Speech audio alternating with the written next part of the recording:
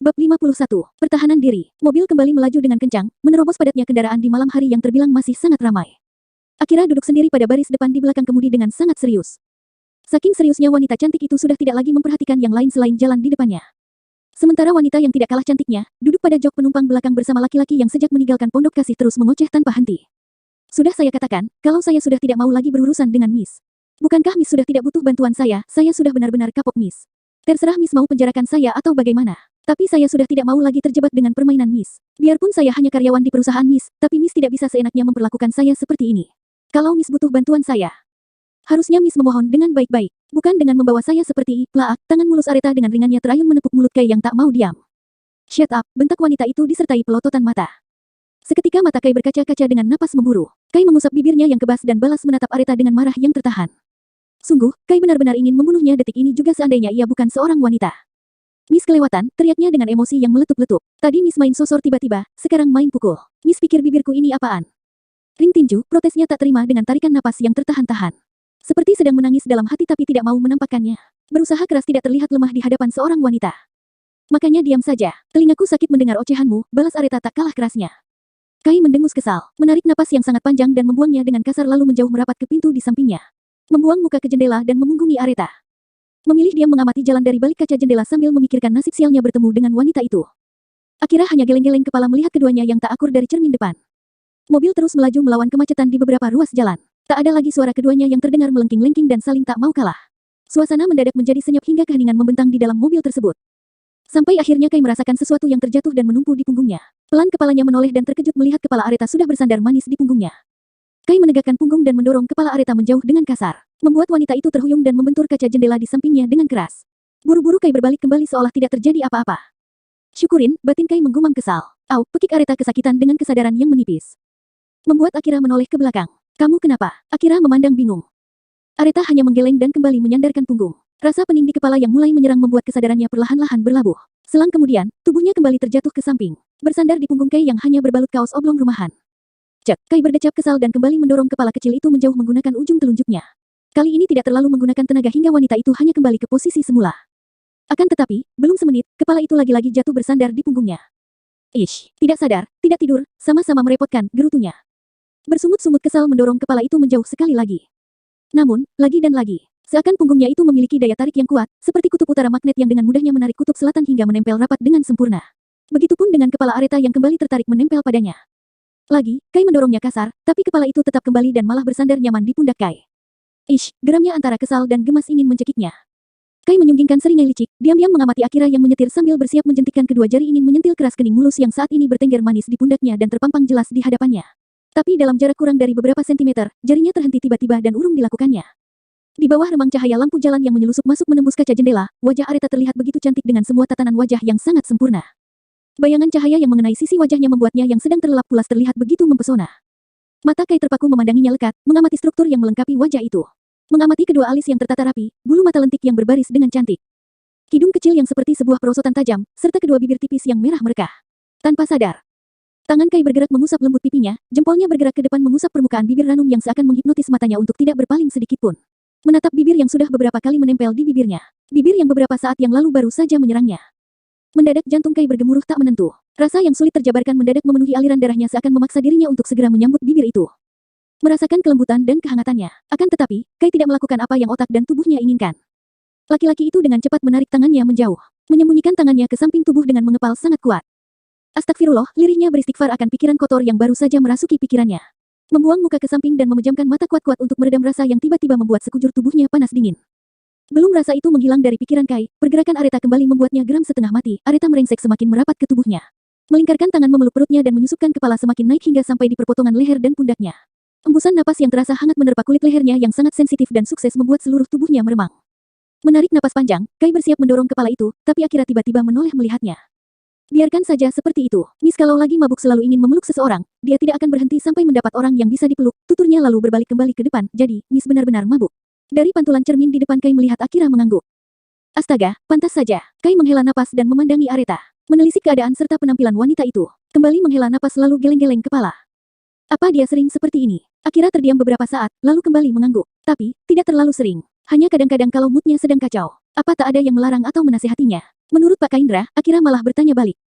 Kaindra terdiam menelaah. Melihat keadaan Areta yang hidup bebas tanpa pantauan orang tua sudah bisa menjawab pertanyaannya sendiri.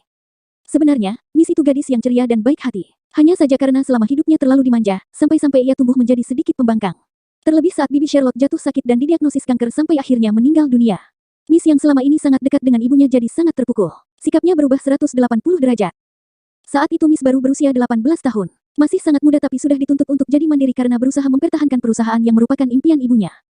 Ia bertekad melanjutkan impian ibunya tanpa campur tangan ayahnya yang saat itu juga sedang sibuk mengurus bisnis lainnya. Miss memutuskan berhenti sekolah umum dan memilih homeschooling agar bisa memantau jalannya perusahaan yang saat itu masih diwakilkan oleh Tuan Jacob. Sampai akhirnya Miss menginjak usia 21 tahun, sesuai perjanjian hukum, Miss akhirnya bisa mengambil alih perusahaan dan memecat Tuan Jacob. Di saat Miss harusnya masih menikmati masa-masa mudanya, ia sudah ditempa dengan rumitnya permasalahan perusahaan. Sampai kini akhirnya bisa berdiri sendiri. Jadi, sekarang Pak Kaindra sudah paham kan? Mengapa Miss rela melakukan apapun untuk mempertahankan posisinya? Termasuk dengan memilih menikah dengan Anda. Laki-laki asing yang sampai sekarang kami belum tahu asal-usulnya.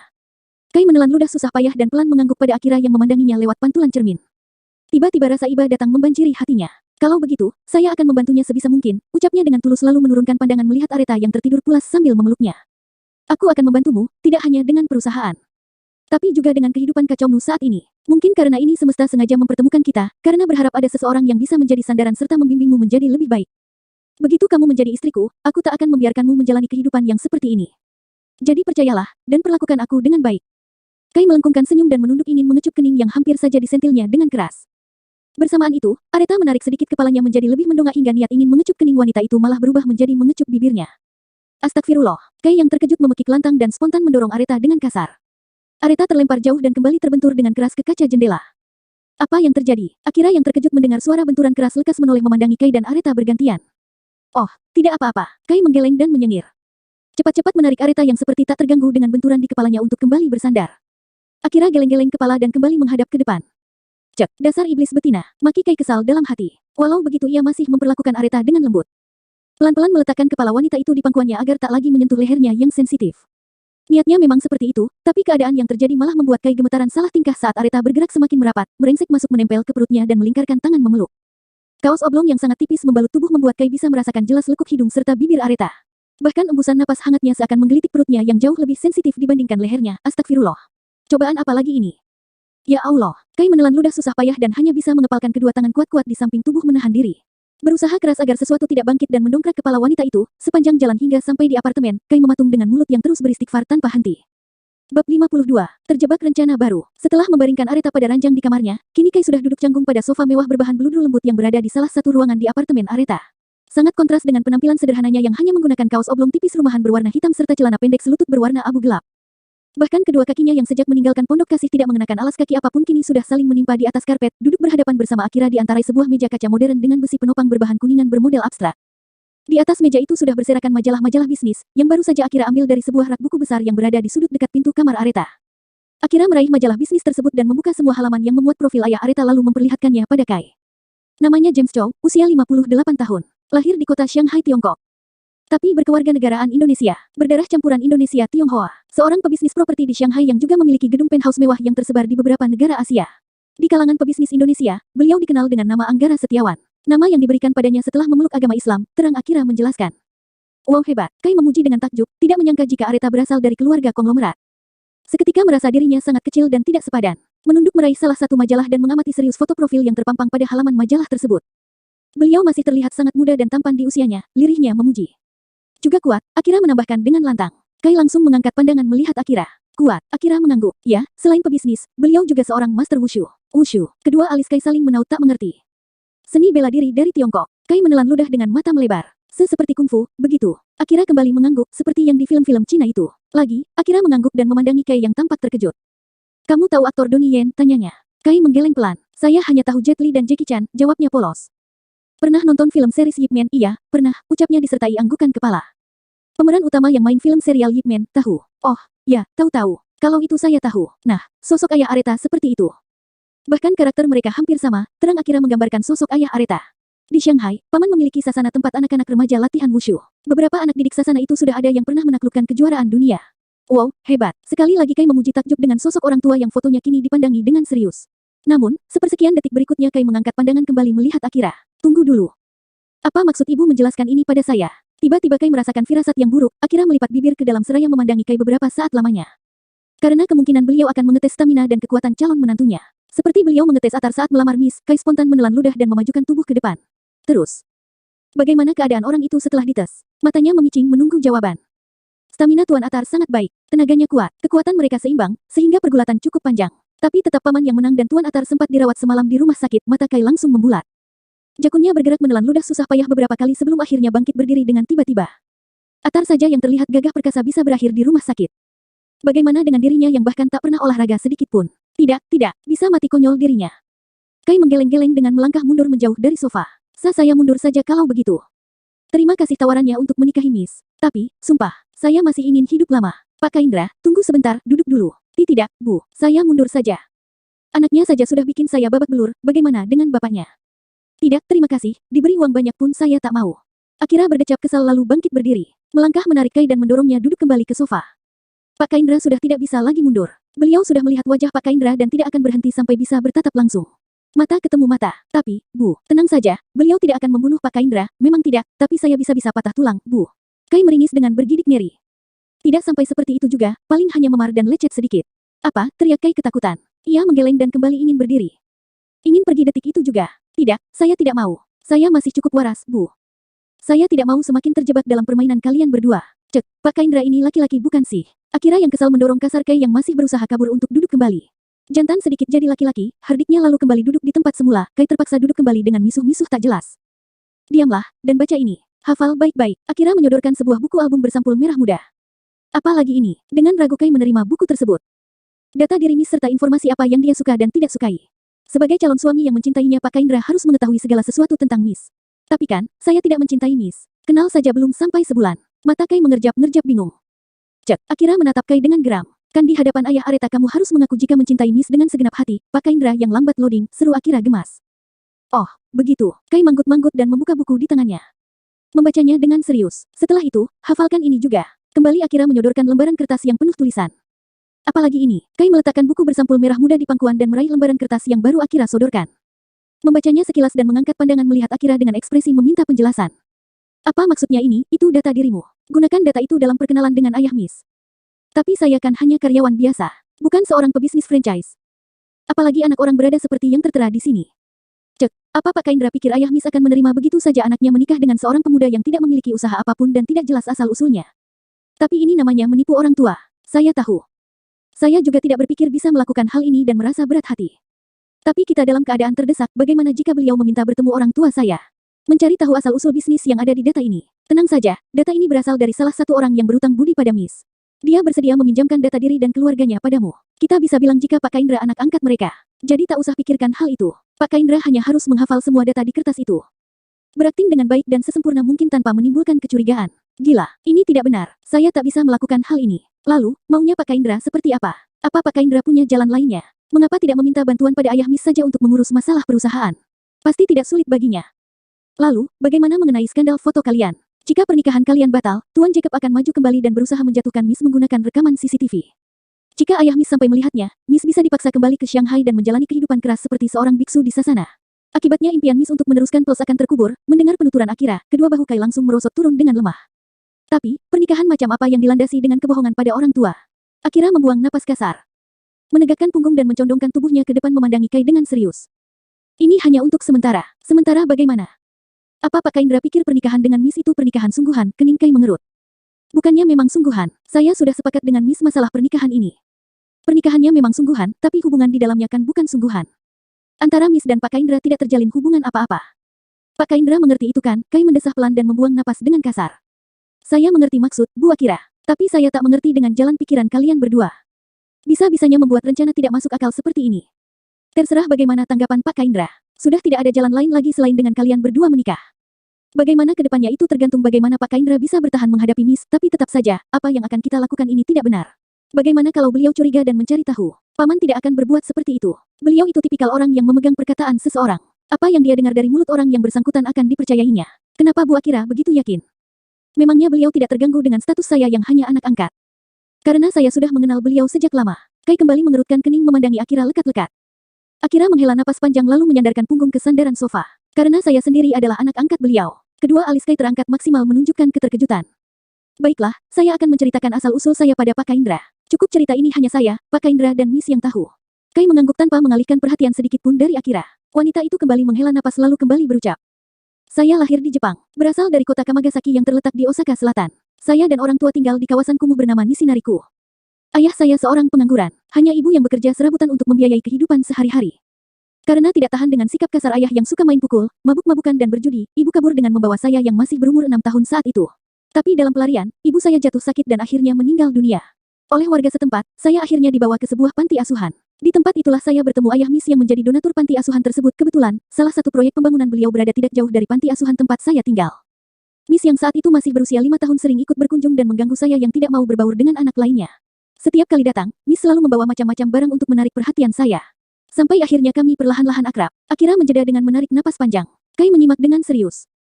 Saat pembangunan apartemen paman selesai, kami pun berpisah. Miss kembali ke Cina dan saya kembali menjalani kehidupan yang menyendiri tanpa berinteraksi dengan yang lainnya. Tapi 6 bulan kemudian, orang suruhan ayah Miss datang dan mengatakan sudah mengurus dokumen adopsi sah dari kepala panti. Saya akhirnya dibawa ke Cina dan tinggal bersama dengan mereka. Orang tua Miss memperlakukan saya dengan sangat baik. Tidak membeda-bedakan saya dengan Miss sama sekali. Apa yang Miss gunakan juga saya gunakan. Begitupun dengan pendidikan yang Miss jalani. Saat menginjak usia 13 tahun, dan Miss usia 12 tahun, Bibi Charlotte memutuskan menetap di Indonesia untuk merintis Pels. Sampai akhirnya saya dan Miss terus menetap di sini. Saya sudah menganggap Miss seperti adik sendiri, sahabat terbaik juga sekaligus teman berdebatnya. Itulah mengapa saya terus berusaha menjaga Miss dengan baik. Saya tak mungkin bisa seperti ini tanpa Miss dan keluarganya. Karena itu saya berusaha mati-matian membantunya. Sampai di sini Pak Kaindra sudah paham, kan? Jadi tolong bantu saya. Bantu Miss dalam rencana ini. Setidaknya sampai keadaan menjadi kondusif, Pak Kaindra bisa bebas seperti sebelumnya. Kai terdiam beberapa saat lalu akhirnya mengangguk pelan. Ya, saya paham, Bu. Lirihnya berucap kemudian mengusap wajah dan kembali berfokus membaca dan menghafalkan semua data-data yang diberikan, sampai akhirnya laki-laki itu tertidur bersama lembaran kertas di atas sofa. Melihat itu, Akira membereskan semua majalah yang berserakan. Mematikan lampu dan menyisakan lampu kecil yang berada di sudut ruangan. Maaf, Pak Kaindra jika kami menyusahkanmu, dan terima kasih karena sudah bersabar dengan kami, lirihnya berucap seraya memandangi Kai yang sudah mendengkur, kemudian masuk ke kamar Areta dan ikut bergabung tidur bersamanya di ranjang. Menjelang pukul 4 subuh, Areta terbangun karena merasakan tenggorokan yang kering. Ia mengedarkan pandangan dalam keremangan cahaya dan terkejut mendapati Akira berbaring di sampingnya. Hei, apa yang kamu lakukan di ranjangku? Tegurnya sambil menepuk pantat Akira. Akira hanya menggumam tidak jelas dan menepis tangan Areta dari tubuhnya. Cek, dasar. Areta menyibak selimut dan beringsut turun dari ranjang, kemudian berjalan terseok-seok keluar dari kamar. Akan tetapi, langkahnya tertahan dengan penuh keterkejutan begitu melihat sosok laki-laki berbaring menelungkup di atas sofa. Mamaling, teriak Areta didera rasa takut dan panik. Kai yang terkejut spontan terbangun dengan tiba-tiba dengan kesadaran yang belum pulih sepenuhnya. Melihat laki-laki itu terbangun, Areta meraih vas bunga dan melemparinya. Beruntung Kai memiliki gerak refleks yang lincah dan berhasil menghindari lemparan. Miss, ini saya, teriak Kai dengan kedua tangan terangkat ke atas. Maling, Bu bukan, ini saya, calon suami Miss, dari arah kamar. Akira berlari dan langsung menyalakan lampu.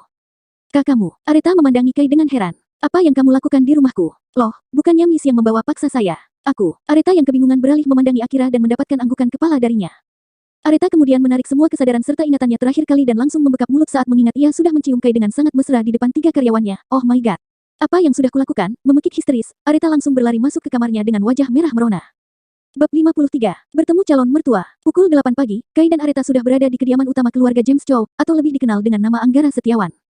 Sebuah hunian mewah berdesain klasik Eropa dengan pilar-pilar tinggi dan kokoh yang berjejer pada serambi depan.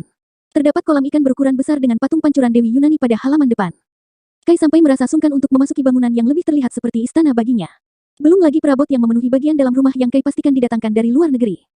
Menelan ludah dan menetralkan rasa gugup, Kai yang sudah berpenampilan tampan, rapi dan eksklusif layaknya pebisnis muda memaksa diri berjalan tegap beriringan dengan Areta yang sejak turun dari mobil sudah melingkarkan tangan di lengannya dan bersikap sangat manis. Jangan canggung, jangan gugup dan ingat semua apa yang Akira berikan. Paham, bisik Areta dengan penuh penekanan mengingatkan. Kai mengangguk-angguk dengan terus mengulang-ulang hafalannya di dalam hati. Beraktinglah yang baik dan jangan membuat rencana kita batal. Oke, lanjutnya lagi mendesak.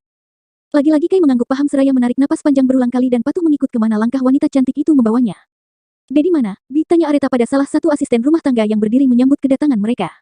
Tuan masih berada di ruang kerja Non. Sedang meeting via video conference. Tadi sempat berpesan untuk memanggil beliau bila Nona sudah datang. Bibi panggilkan dulu, Non, tak usah, Bi. Nanti biar Reta yang menemuinya langsung. Tolong buatkan saja minum untuk. Areta menjeda dengan menoleh melihat Kai. Untuk calon suami Reta, Bi, lanjutnya diiringi senyum manis, tapi sorot matanya pada Kai menunjukkan kebalikan yang amat jelas. Membuat Kai menghela napas. Wanita parubaya yang merupakan asisten rumah tangga itu melongo sesaat melihat Kai terheran-heran, entah apa yang ada di dalam pikirannya, tapi ia buru-buru menunduk dan beranjak pergi. Areta lanjut melangkah dan membawa Kai ke ruang keluarga yang sangat luas. Sofa panjang berlapis kain polyester yang eksklusif berderet-deret memenuhi ruangan tersebut. Tunggu di sini, aku menemui ayahku dulu. Areta menarik tangannya dari lengan Kai dan menunjuk sofa menggunakan sorot matanya. Ini rumah Miss. Akhirnya Kai membuka mulut setelah lama terdiam. Mengedarkan pandangan melihat ke sekitar dengan terkagum-kagum. Rumah orang tuaku, jawab Areta singkat, berbalik dan hendak melangkah, tapi Kai menarik ujung lengan bajunya hingga ia berbalik kembali. Apalagi, Miss meninggalkan saya sendiri di sini. Memangnya kenapa? Kamu pikir ini hutan dan akan tersesat sendirian? Kening Areta mengerut memelototi Kai. Bu, bukan begitu, tapi, atau mau langsung ikut ke dalam menemui ayahku langsung? Kai menggeleng cepat. Kalau begitu duduklah, aku panggil ayahku dulu. Kai akhirnya mengangguk dan melepas pegangannya pada Areta lalu mendudukkan tubuh sambil memandang punggung Areta yang berjalan menjauh darinya sampai menghilang dari pandangan. Sepeninggal Areta, Kai benar-benar merasa seperti anak kecil yang ditinggalkan di dalam hutan lebat. Padahal jelas-jelas ia berada di tengah bangunan yang mewah. Jantungnya berdebar gila-gilaan, kedua telapak tangannya dingin disertai keringat yang sudah mulai bermunculan. Huf, jangan gugup, jangan takut, jangan canggung. Serunya menyemangati diri sendiri sambil meremas-remas kedua tangan. Dari arah dapur, asisten rumah tangga yang tadi, datang kembali dengan membawa nampan. Meletakkan secangkir teh di atas meja bersama piring lebar berisi kudapan dari bahan coklat. Silakan diminum, Mas, ucapnya mempersilakan sambil melangkah mundur dengan sopan dan beranjak kembali ke tempat semula. Kai menarik napas panjang dan membuangnya perlahan lalu meraih cangkir tersebut dan menyesapnya sedikit. Sedikit demi sedikit berkali-kali. Sampai tidak sadar sudah tandas tak bersisa. Loh, kok habis? Kai yang tersadar tersenyum malu dan meletakkan kembali cangkir kosong ke atas piring kecilnya. Kembali duduk mematung dan hanya bola matanya yang bergerak-gerak mengamati setiap detail perabot guna mengalihkan kegugupan. Namun, detik demi detik Kai semakin didera kegugupan, kepanikan dan takut luar biasa. Di tempatnya duduk, Kai merasa seperti seorang narapidana yang duduk pada kursi pesakitan dan sedang menunggu vonis hukuman dari seorang hakim. Merasa dirinya sebentar lagi akan dijatuhi hukuman mati, hukuman pancung atau segala hukuman yang akan menarik nyawanya seketika. Ingin rasanya berlari, menghilang dan langsung lenyap detik itu juga dari tempatnya. Tapi pada kenyataannya Kai sudah tak bisa berbuat apa-apa. Hanya pasrah menunggu sosok asing yang berhasil membuat jantungnya berdentum dengan heboh. Semakin diliputi rasa cemas berlebihan, Kai akhirnya memilih bangkit berdiri dan berjalan kecil di ruang keluarga tersebut sambil melenturkan ototnya yang tegang. Langkahnya tiba-tiba terhenti di depan rak besar yang menempel di sepanjang dinding saat pandangannya menemukan sesuatu yang menarik. Kai mendekat dan memandangi beberapa figura yang memenuhi tiap rak tersebut. Tangannya terangkat meraih satu figura yang menampilkan sebuah potret anak perempuan yang berpose dengan imut. Ini pasti Miss waktu kecil. Manis sekali. Tak ada yang berubah dari wajahnya, gumamnya memandangi potret itu lekat-lekat dengan tersenyum-senyum. Suara deheman berat dari arah belakang sukses mengejutkan Kai dan hampir menjatuhkan figura yang dipegang. Buru-buru Kai meletakkan figura tersebut dan berbalik melihat sosok yang sudah berdiri tidak jauh darinya. Seorang laki-laki parubaya dengan postur tubuh yang masih sangat segar bugar di usianya. Memiliki tinggi sekitar 170 cm dan berdiri tegap memandangi Kai. Bola matanya yang berwarna coklat memindai sekujur tubuh Kai dari atas hingga ke bawah dengan penuh selidik seolah-olah Kai baru saja mencuri sesuatu darinya. Sementara satu manusia lagi yang merupakan duplikatnya dalam versi wanita berdiri dengan menyender manja di pundaknya yang terlihat sangat kokoh dan kuat. Mas, Kai, perkenalkan, ini dediku, Areta berucap dengan memberi isyarat mata yang segera menarik kesadaran Kai dari keterpakuan. Assalamualaikum, Paman. Bersamaan dengan salamnya, Kai langsung bergerak maju mendekat, meraih tangan laki-laki parubaya yang menggantung di samping tubuhnya dan membawanya ke hidung dan bibir. Menciumi punggung tangan orang tua tersebut dengan penuh takzim. Ayah Areta sampai membelalak terkejut mendapati perlakuan Kai padanya. Selama ini tak ada orang yang sefrontal itu padanya. Jangankan menyentuh tangannya, orang-orang bahkan sungkan menatap matanya. Tapi apa yang Kai lakukan barusan cukup membuatnya speechless karena di luar dari dugaan. Waalaikumsalam. Meredam rasa terkejut, Anggara menarik tangannya dan berdeham berat sekali lagi. Kita bicara sambil sarapan, ucapnya lalu berbalik membelakangi Kai dan berjalan lurus menuju meja makan. Areta menoleh dan memberi isyarat mata pada Kai yang masih mematung agar segera menyusul. Kai mengangguk dan cepat-cepat menyusul di belakang. Ketiganya kemudian menempati meja makan panjang dengan banyak hidangan lezat tersaji di atasnya. Seperti sebuah jamuan pesta untuk banyak orang. Anggara duduk pada kursi kebesaran yang berada di ujung meja. Sementara Kai duduk di sisi kanan meja berhadapan dengan Areta yang duduk di sisi kiri. Seorang asisten rumah tangga yang terlihat lebih muda membantu mereka mengisi piring dengan beberapa macam menu. Kai hanya terbengong-bengong melihat dirinya dilayani sedemikian rupa, dan hanya mengangguk-angguk saja setiap kali ditawari. Alhasil piringnya penuh dengan semua menu yang ada tanpa disadarinya. Jadi, siapa namamu anak muda? Suara berat penuh penekanan itu refleks membuat kepala Kai menoleh memandang Anggara. Nama saya Kaindra Alvareza Paman. Jawabnya dengan kedua tangan yang saling meremas di bawah meja. Baru ditanya nama, jantungnya sudah jumpalitan. Kerja di Pulse, ya, bagian wajah tegas itu memandang sepenuhnya pada Kai. Saya staf pada divisi Public Relation, Paman, jawabnya gugup tapi, di luar Mas Kai memiliki banyak usaha, dat. Areta menambahkan dengan cepat. Usaha di bidang apa? Satu alis Anggara terangkat. Kai menelan ludah dan melirik Areta. Mulutnya terkatup rapat seakan begitu sulit untuk menjawab, usaha franchise, dat. Areta mewakili, Mas Kai menjalankan usaha minimarket. Dari keluarga mana? Saya. Dia dari keluarga Wijaya yang menjalankan usaha konveksi, dat. Perusahaan yang bekerja sama menjadi vendor untuk Pulse. Kembali Areta mewakili. Anggara membuang napas kasar dan melirik putrinya dengan tajam. Dedi bertanya padanya, bukan padamu, serunya dengan nada pelan tapi intonasi yang kuat, kembali memandangi Kai secara keseluruhan, ya sudah. Makan dulu, sepertinya kamu sudah kelaparan dari tadi karena gemetaran begitu. Oh, saya tidak kelah. Kai urung melanjutkan perkataannya saat menyadari isi piringnya yang membumbung tinggi setinggi harapan orang tua pada anaknya. Menelan ludah susah payah, Kai akhirnya meraih alat makan yang tersusun rapi di samping kiri kanan piring. Mulutnya tampak komat kamit membaca doa lalu mulai menyendok makanan di piringnya.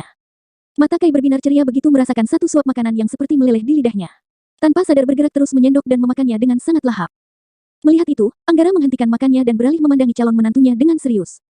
Menyadari tatapan ayahnya terfokus pada Kai, Areta langsung mengayunkan kaki di bawah meja menendang Kai. Kai yang tersedak langsung meraih gelas dan meneguk isinya lalu menatap marah pada Areta yang dipastikan baru saja menendangnya. Areta memberikan isyarat mata yang membuat Kai beralih memandangi Anggara. Maaf, Paman. Saya, tidak apa-apa, saya suka dengan orang yang makan dengan lahap. Itu berarti dia tidak menyia-nyiakan rezeki yang Tuhan berikan. Lanjut, makan yang banyak. Kalau perlu habiskan semuanya. Semua ini memang dihidangkan untukmu. Lagi pula kamu memang harus makan banyak agar punya banyak tenaga dan stamina. Kai hanya mengangguk pelan dengan menyengir canggung. Entah mengapa firasatnya tiba-tiba tidak enak dengan kalimat terakhir yang laki-laki paruh baya itu katakan. Membayangkan dirinya akan bergelut setelah makan, Kai tak bisa lagi menikmati makanan selahap seperti sebelumnya. Ia hanya menelan ludah sambil mengaduk-aduk makanan dengan penuh kecemasan. Sesekali melirik bapak dan anak yang sama sekali tidak memahami kegundahan hatinya. Setelah makanan di piring Anggara tandas, ia kembali memandangi Kai yang terduduk lemas. Kenapa tidak dimakan? Tanyanya melihat makanan di piring Kai yang masih banyak. Saya sudah kenyang, Paman. Terima kasih. Yakin? Sudah selesai, Lia, Paman. Jawab Kai disertai anggukan. Bagus, kalau begitu ikut dengan saya. Anggara langsung bangkit berdiri dan mendorong kursinya ke belakang lalu berbalik dan beranjak pergi. Bagaimana ini? Tanya Kai pada Areta dengan panik. Ikut saja dan jawab semua pertanyaannya sesuai yang kamu hafalkan. Jangan mengurangi dan jangan melebih-lebihkan. Tapi, dia tidak akan mengajakku berduel, kan? Lawan saja semampumu. Mati aku. Kai semakin merosot dengan lemah di kursinya. Cek, kamu belum mati. Jangan buat aku jadi janda sebelum menikah. Areta bangkit dari kursinya dan menarik Kai untuk segera menyusul ayahnya. Tapi, Miss, semangat. Jangan takut, banyak rumah sakit di dekat sini kok. Ambulans akan segera datang dengan cepat jika terjadi apa-apa denganmu. Bukannya menyemangati. Perkataan Areta justru semakin membuat kedua lutut Kai lemas seakan tak bertulang. Wanita iblis itu malah mendorong Kai segera menyusul. Dasar iblis betina, makinnya menggerutu. Fighting Mas. Areta membalas makian Kai dengan ekspresi mengejek lalu benar-benar meninggalkan Kai dengan naik ke lantai atas menuju kamar ibunya. Ya Allah, lindungi hambamu ini. Kai merapalkan berbagai doa sebelum akhirnya melangkah menyusul Anggara yang sudah berjalan jauh keluar ke halaman belakang. Bab 54. Bersikap jujur. Pantulan birunya air kolam renang yang berada pada halaman belakang langsung menyambut pandangan Kai begitu berhasil menyusul Anggara. Pada sisi kiri halaman belakang terdapat rerumputan hijau tempat mini golf yang dikelilingi tanaman boxwood yang terbentuk rapi. Pohon cemara lilin berjejer di sepanjang dinding pembatas halaman yang menjulang tinggi, serta beberapa tanaman bonsai hias yang turut menghiasi halaman tersebut. Jadi, kalian sudah kenal berapa lama? Anggara bertanya begitu Kai sudah berdiri di sampingnya. Kami bertemu secara kebetulan tidak lama ini saat, ya, saya sudah mendengarnya lewat konferensi pers kalian. Intinya, kalian baru bertemu tidak lama ini, selanya memotong pembicaraan Kai. Menarik napas panjang dan menghembuskannya perlahan lewat mulut disertai pergerakan kedua tangan di depan dada yang turut bergerak naik turun seirama dengan embusaan napasnya. Tapi bagaimana bisa kalian memutuskan menikah secepat itu? Bukankah itu terlalu tergesa-gesa? Lanjutnya bertanya. Itu karena kami, jangan katakan karena sudah saling cinta, bentaknya. Kai spontan menelan ludah dan mengusap dada terkejut. Sekarang berdiri di depanku, perintahnya tegas. Berdiri, saya sudah berdiri Paman. Maksud saya, di depan, sekarang. Oh, terima kasih, Paman. Tapi saya berdiri di sini saja. Anggara menoleh kesal dan akhirnya memutar tubuh menghadap Kai sepenuhnya. Katakan dengan jelas apa alasan kalian ingin menikah secepat itu, tanyanya kini disertai pelototan mata. Itu karena kami, wush, ayunan kaki Anggara lewat tepat di hadapan wajah Kai dan menghantam pot bunga anggrek di sampingnya. Kai yang terkejut sampai mematung dengan wajah yang mendadak pias. Karena apa? Karena, Kai berucap dengan melangkah mundur menjauhi Anggara. Karena kami memang saling mencintai, Paman. Wush, kepalan tangan Anggara terayun meninju udara. Bohong. Karena kamu menghamili putriku. Dek mendapat pertanyaan yang lebih terdengar seperti tuduhan itu langsung membuat Kai terkesiap. Demi Allah, Paman, saya tidak pernah melakukan hal sebejat itu. Sumpah, Kai memekik disertai gelengan kepala berkali-kali. Jangan bohong kamu, saya sudah melihat foto-foto skandal kalian yang beredar. Kamu pikir saya tak mencari tahu dulu? Itu hanya salah paham, Paman. Wush, kaki Anggara kembali terayun ke atas. Tapi untungnya hanya menendang udara karena secepat kilat Kai berkelit menghindar. Salah paham bagaimana maksudmu? Anggara menuntut dan semakin maju mendekati Kai yang malah semakin berlari mundur menjauh. Maju sini, kamu. Kai menggeleng dengan terus melangkah mundur. Itu memang benar-benar hanya salah paham Paman, jangan bohong kamu. Ayo maju sini, perintahnya lantang. Kai akhirnya maju mendekat, tapi kembali menghindar saat kaki Anggara terayun. Kenapa menghindar? Ayo lawan saya dengan gentle. Terima kasih, Paman. Tapi saya tidak berani melawan orang tua. Takut kualat, pekiknya sambil mengibas-ngibaskan kedua tangan dan menggelengkan kepala. Kalau begitu katakan apa yang sudah kamu lakukan pada putriku, saya tak melakukan apapun, Paman. Wush, tendangan kembali terayun ke udara. Bohong, cepat katakan sebelum ku tendang ke kolam. Aduh, kenapa malah jadi begini? Kai yang semakin berlari mundur mengacak kepala frustrasi. Pasalnya apa yang sudah dihafalnya semalaman suntuk, sama sekali tak berguna. Katakan cepat, apa yang sudah kamu lakukan pada putriku? Saya hanya menciumnya, ya.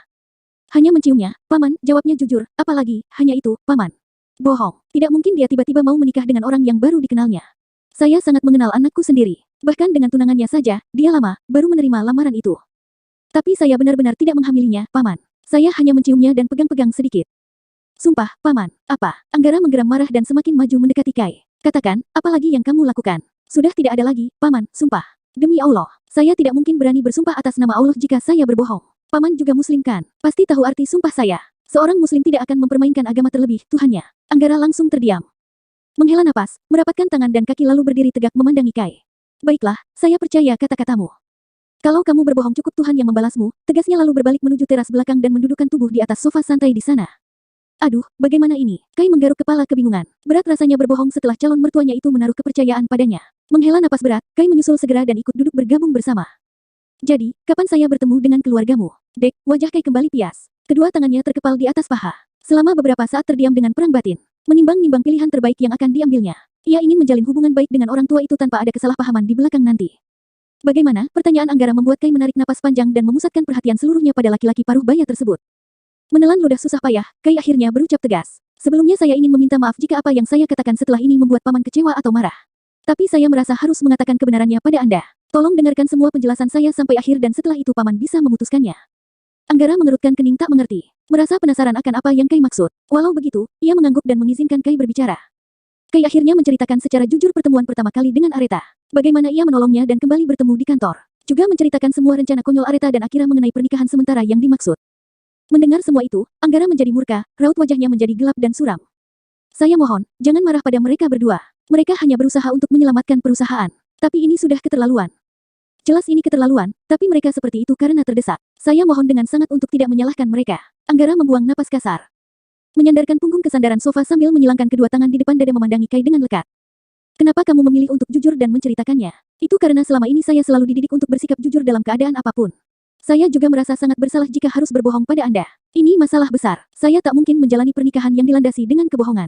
Saya ingin pernikahan yang sesungguhnya tanpa ada kesalahpahaman di kemudian hari. Bagi saya pernikahan itu hanya sekali seumur hidup. Jadi kamu masih tetap ingin menikah dengan Areta? Kai menelan ludah dan pelan mengangguk. Jika Paman memberi restu, saya bersedia. Walaupun kamu tahu jika Areta hanya mempermainkanmu. Kembali Kai mengangguk. Mengapa kamu masih ingin menikah? Apa dia mengancammu? Atau kamu punya tujuan lain mengingat dia itu pimpinanmu? Astagfirullah, jika saya punya tujuan lain, saya tak mungkin menceritakan semua ini pada Paman. Saya hanya berusaha bertanggung jawab atas apa yang sudah terjadi antara saya dengan putri Paman. Maksudmu? Anggara mengerutkan kening tak mengerti. Maaf, Paman. Sejujurnya saya sudah melihat penampilan polos putri Anda tanpa busana malam itu di hotel. Seperti yang saya katakan tadi, jika saya sudah pernah menciumnya dan hilaf menyentuh tubuhnya. Tapi sumpah. Paman, saya benar-benar tidak melakukan lebih daripada itu. Saya masih punya rasa takut sama Tuhan dan tidak mau berbuat dosa besar. Karena itu saya merasa bertanggung jawab untuk menerima tawaran pernikahannya, terlepas dari ancaman-ancaman yang dia berikan. Astagfirullah. Ayah Areta itu mendesah pelan dan memijat keningnya yang mendadak berdenyut sakit. Paman baik-baik saja, tanya Kai cemas. Ya, secara raga, saya baik-baik saja. Anggara menarik tangan dari kening dan kembali memandangi Kai. Apa kamu mencintainya? Untuk cinta, saya belum bisa memastikan, Paman. Karena selama ini saya juga tak pernah mengetahui cinta kepada lawan jenis itu seperti apa. Selama ini saya tak pernah berhubungan dengan wanita sama sekali. Satu-satunya wanita yang masuk dalam kehidupan saya selain ibu dan adik saya hanyalah putri Paman. Tapi saya yakin, seiring berjalannya waktu, cinta itu pasti akan datang dan bersemi. Kamu tidak mengenal bagaimana wataknya anak itu. Dia sangat keras kepala, manja dan juga tidak bisa diatur. Saya tahu Paman, walaupun baru sebentar mengenalnya, saya sudah bisa membaca karakternya. Karena itu saya merasa tertantang untuk menaklukkannya. Sekeras-kerasnya seorang wanita pasti punya sisi lembut dalam dirinya. Hanya saja ia belum menemukan orang yang tepat. Dan kamu merasa dirimu tepat. Bukan, Paman. Saya tak bermaksud berkata seperti itu. Hanya saja saya merasa sosok seperti Areta butuh seseorang yang bisa mengubah dirinya menjadi lebih baik. Terus terang. Saya miris melihat wanita secantik dan sesempurna dirinya merusak diri dengan menjalani kehidupan malam dan minum minuman alkohol. Jika diizinkan, saya ingin menjadi suami yang bisa menjaganya. Saya memang bukan siapa-siapa, bukan pengusaha sukses ataupun orang hebat yang memiliki banyak harta dan usaha di mana-mana. Mungkin juga saya berada jauh di bawah standar untuk menjadi pendamping putri Anda. Saya memang bukan laki-laki yang sempurna di mata Anda, tapi saya akan berusaha menjadi yang sempurna untuknya. Saya memang tak sebanding untuknya tapi saya akan berusaha menjadi pelengkap kekurangannya. Saya tak bisa menjanjikan banyak hal padanya, tapi saya akan berusaha untuk selalu membahagiakan dan tidak membuatnya bersedih. Untuk itu jika Paman berkenan, tolong percayakan putri Paman pada saya. Anggara tercengang di tempatnya. Speechless lebih tepatnya. Matanya menyelidik mencari setitik kebohongan dan keraguan di mata Kai tapi tidak menemukannya. Perkataan Kai benar-benar tembus ke inti jantungnya dan melemahkan semua saraf-saraf otaknya. Laki-laki paruh baya itu terenyuh, tergugah dengan setiap kata yang Kai ucapkan. Sungguh, laki-laki seperti inilah yang selama ini dicari untuk putrinya. Laki-laki yang punya prinsip, jujur, dan apa adanya. Bukan laki-laki yang notabene anak konglomerat, bukan laki-laki sempurna yang punya banyak harta.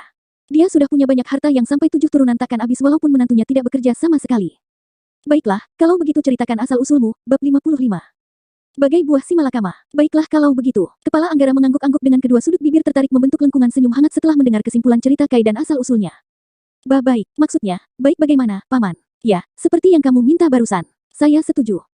Maksudnya, kedua alis Kai saling menaut tak mengerti. Entah benar-benar tak mengerti atau mungkin masih belum mempercayai pendengarannya.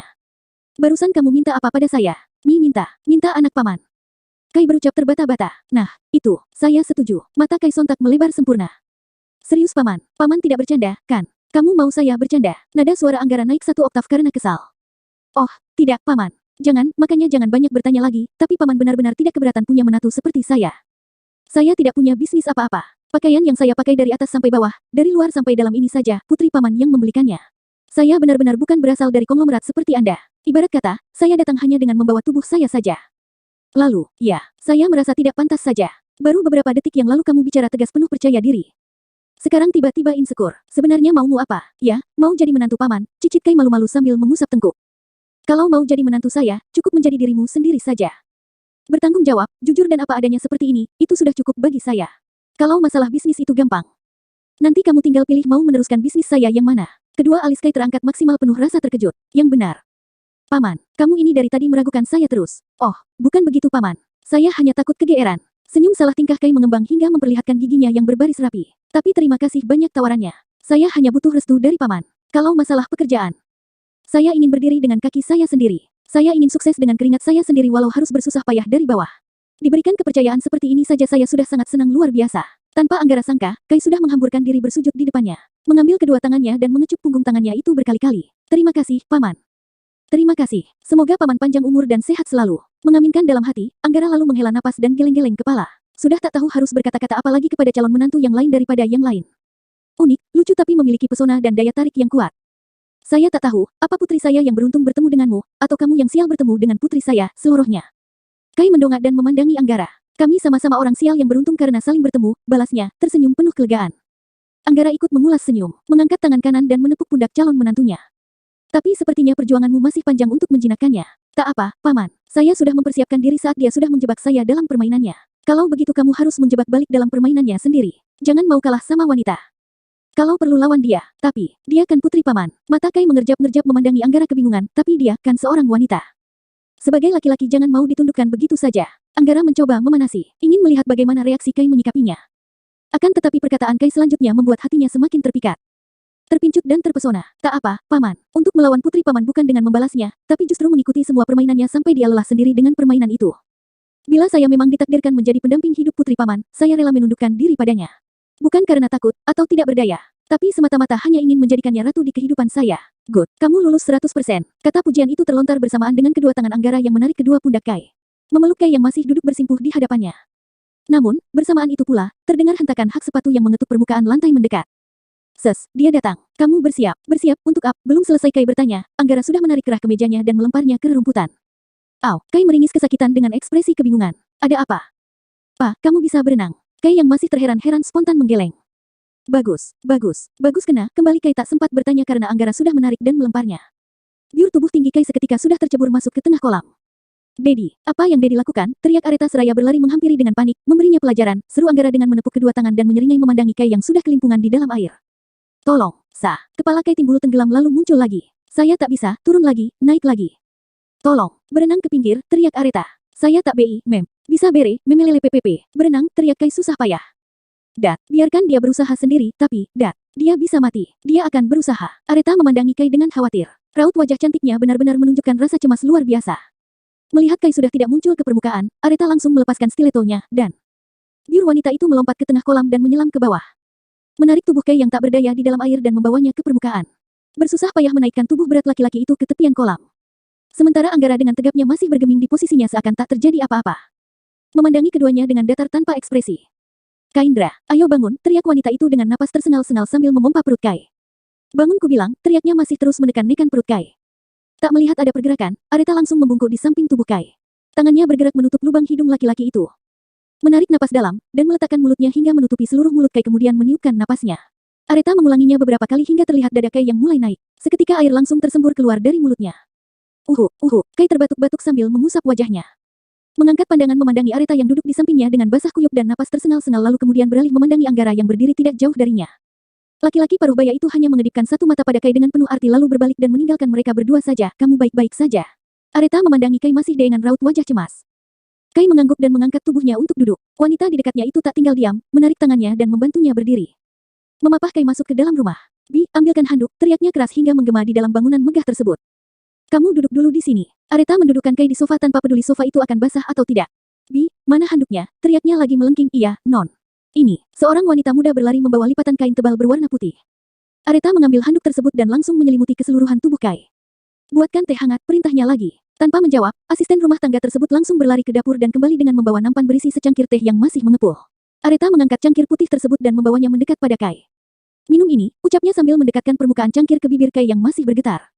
Kai segera meneguk cairan berwarna kemerahan itu hingga tenggorokannya terasa hangat dan rona merah kembali menghiasi wajahnya yang sempat memucat.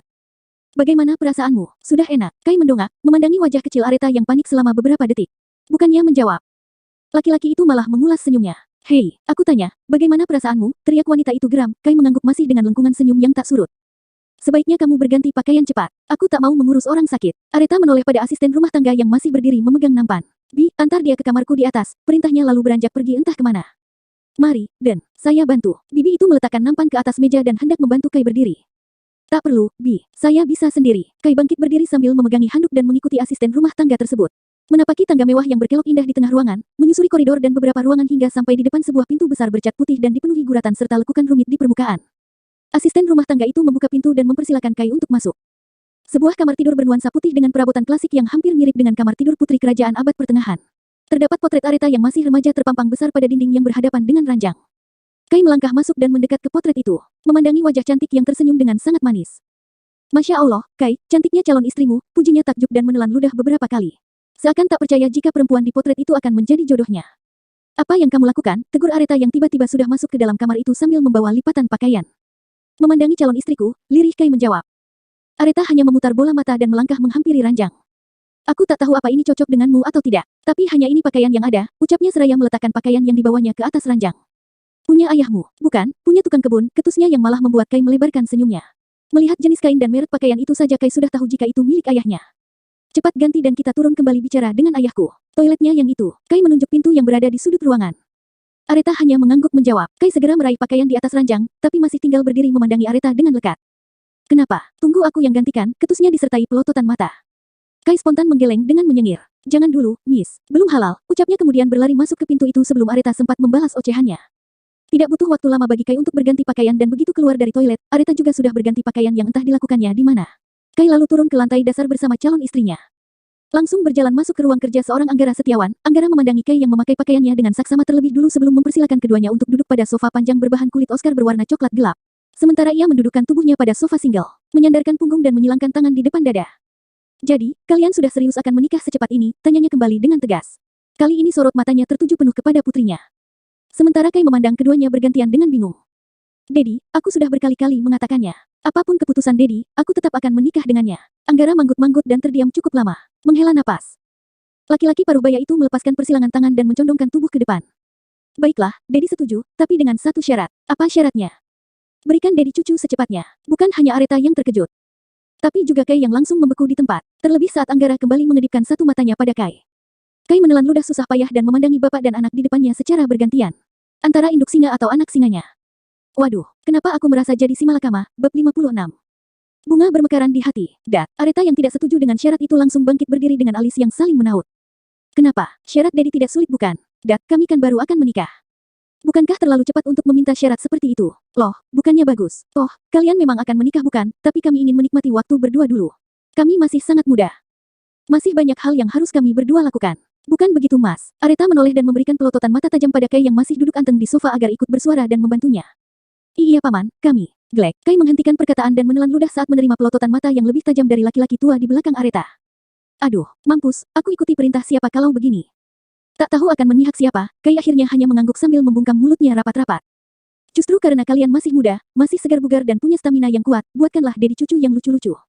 Kalian berdua tidak perlu repot-repot membesarkannya jika masih ingin berkarir. Daddy yang akan mengurusnya, kamu cukup melahirkannya saja. Sebanyak apapun yang kamu bisa. Dat, syarat Daddy tidak bisa diganggu-gugat. Ya, terserah kalian saja. Syarat Daddy cuma itu. Dalam kurun waktu setahun ke depan Daddy sudah mau menggendong bayi. Jika tidak terima syarat itu, tak ada pernikahan apapun dan kamu Areta, harus ikut Daddy kembali ke Shanghai. Biar Akira yang menjalankan perusahaanmu, kamu cukup memantaunya saja dari Shanghai. Bagaimana? Tanyanya tegas tak terbantahkan. Areta mengepalkan kedua tangan. Dadanya naik turun seirama dengan embusan napas yang cepat. Matanya menatap Anggara dengan kalut, ia tahu jika ayahnya sudah berkehendak, maka itu yang akan terjadi. Bagaimanapun ia berusaha membujuk rayu, ayahnya tidak akan luluh. Areta kemudian beralih memandangi Kai dengan ekspresi meringis, mata berembun hampir ingin menangis.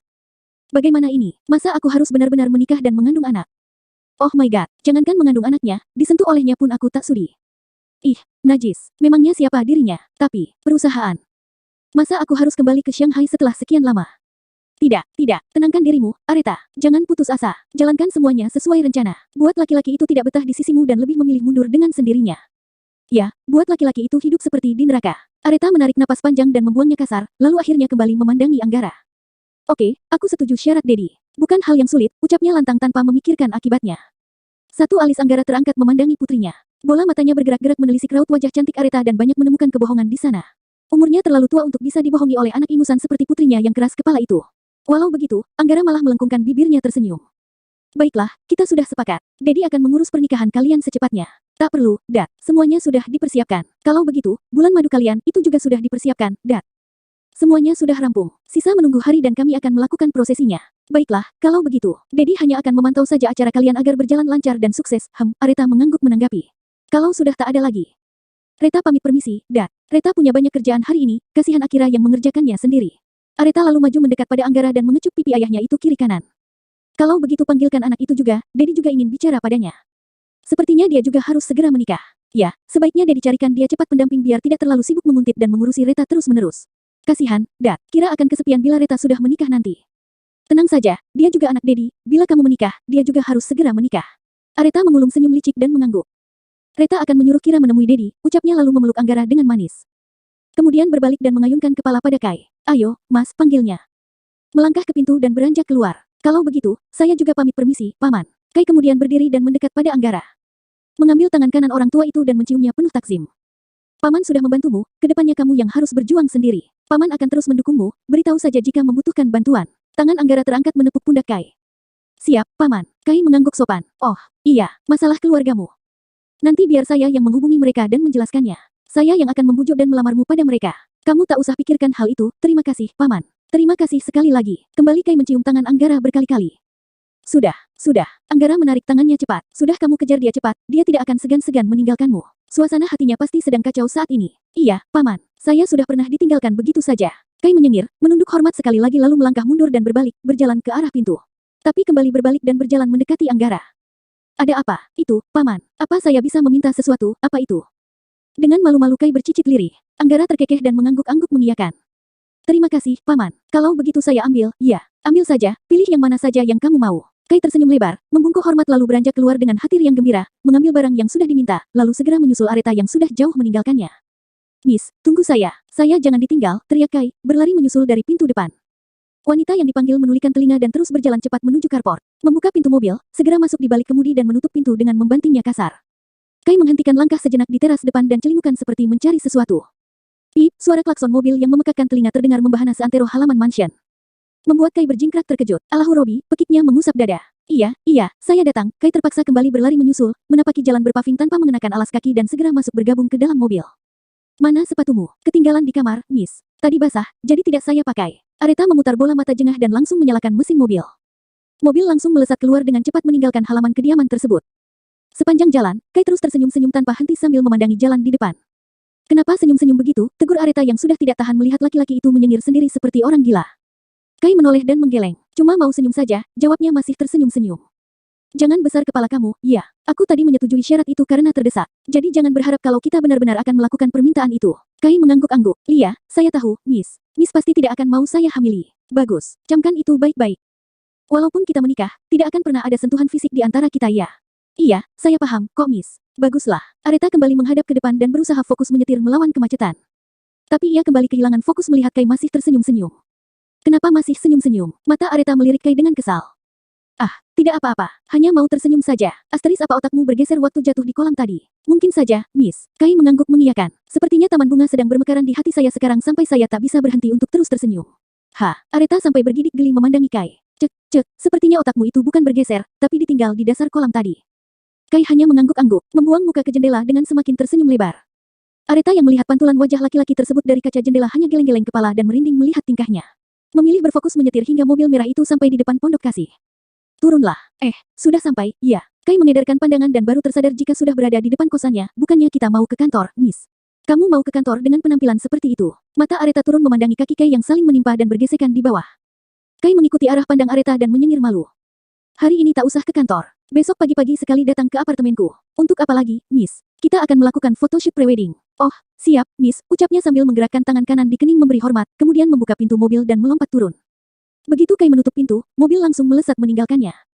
Astagfirullah, Kai mengusap dada yang kembali terkejut. Sabar, Kai. Sabar, menghadapinya harus dengan sabar. Kembali senyumnya terkulum memandangi mobil itu yang sudah menghilang di belokan lalu berbalik dan segera masuk ke dalam pondok kasih. Sudah balik, nak, tegur Bu Asih yang duduk pada sofa di ruang keluarga. Kai hanya mengangguk dengan lengkungan senyum lebar hingga matanya tampak menyipit. Terus berjalan masuk dan menapaki anak lantai menuju ke kamarnya. Dia kenapa? Waktu pergi teriak-teriak tidak mau ikut, begitu pulang malah senyum-senyum. Aneh. Bu Asih geleng-geleng kepala dan kembali melanjutkan menonton serial FTV pagi sambil memotong-potong kacang panjang yang entah mengapa namanya tetap kacang panjang walau dipotong sangat pendek sekalipun. Kai yang sudah masuk ke dalam kamar, segera menutup pintu. Melompat ke atas ranjang dan mengeluarkan sesuatu dari dalam saku. Sesuatu yang tadi dimintanya pada Anggara. Senyumnya semakin melengkung memandangi potret Areta kecil yang tersenyum dengan sangat manis. Masya Allah, manisnya ya Allah. Kai memutar tubuh menjadi menelungkup, mendaratkan kepala pada salah satu tangan yang terlipat. Sementara satu tangannya membentang potret tersebut di depan wajah. Cantiknya jodohku, cantiknya calon istriku, pujinya lagi sambil tersenyum-senyum. Menarik potret itu ke bibir, menciumnya berkali-kali dan memandanginya kembali. Sabar Kai, sekarang cium fotonya dulu, nanti kalau sudah kamu taklukkan baru bisa cium wujud aslinya. Kai kembali memutar tubuh menjadi telentang. Membawa potret itu ke dada seolah-olah memeluknya. Matanya memandang langit-langit kamar dan mengingat kembali raut wajah panik Areta saat menolongnya. Walau saat itu ia hampir meregang nyawa, tapi Kai masih bisa merasakan bagaimana wanita itu berusaha keras menolongnya. Menyelam ke dasar. Memeluk dan membawanya ke permukaan. Samar-samar ia juga bisa merasakan wanita itu memberikan bantuan napas padanya, tangannya lalu terangkat mengusap bibir yang tersenyum. Ternyata, kamu tidak seburuk yang kukira, Miss. Kamu masih punya hati nurani dan mau bersusah payah menolongku. Ternyata kegalakanmu itu hanya di bibir saja. Kembali Kai tersenyum-senyum. Berguling-guling kesenangan di atas ranjang sampai akhirnya terjatuh terhempas ke lantai. Au, ringisnya mengusap pantat yang sakit. Pandangannya tiba-tiba terjatuh pada koper yang berada di bawah ranjang kayunya. Seketika mengingatkannya akan keluarga di kampung. Semoga Eyang Kakung tidak membunuhku, serunya menelan ludah. Mendadak raut wajahnya pias dilanda kegelisahan. Terima kasih bagi yang sudah menonton, jangan lupa like, komen, share dan subscribe, karena like, komen, share dan subscribe itu gratis. Jangan lupa juga untuk menyalakan loncengnya, agar tidak ketinggalan bab berikutnya. Salam sehat buat semuanya, semoga rezekinya lancar, amin.